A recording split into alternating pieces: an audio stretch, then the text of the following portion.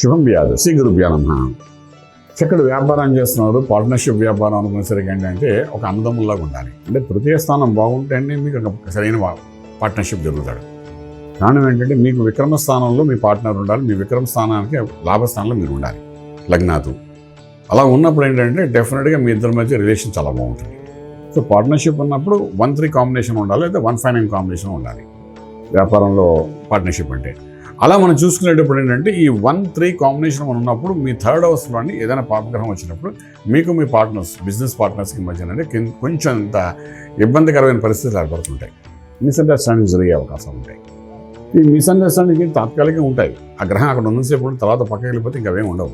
కానీ మనకి అదేదో పర్మనెంట్ ఇష్యూ అనుకుంటాము. ఏంటి ఈరోజు ఎప్పుడు నేను ఇలా ఆలోచిస్తున్నాడు, అయితే నేను కూడా ఇలా ఆలోచించాలి వీటి గురించి అనుకుని అది చిన్నగా ఉన్నదాన్ని ఇంత లాగి తీసి పెడతాము. ఇలా లాగ్ తీసి ఎప్పుడు పెట్టాలంటే ఇతని మధ్య వైరల్గా కాకుండా విడిపోయే వరకు వెళ్ళిపోతుంది.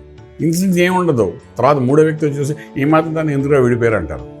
మ్యాటర్ ఆఫ్ స్మాల్ ఇష్యూస్ మీద ఎందుకు అయిపోయారు అంటారు. కారణం ఏంటంటే ట్రాన్సిట్లోని ఆ గ్రహాలు ఆ మూడో ఇంట్లోకి వచ్చినప్పుడు అంటే మీకు డెఫినెట్గా ఇబ్బంది పడతాయి.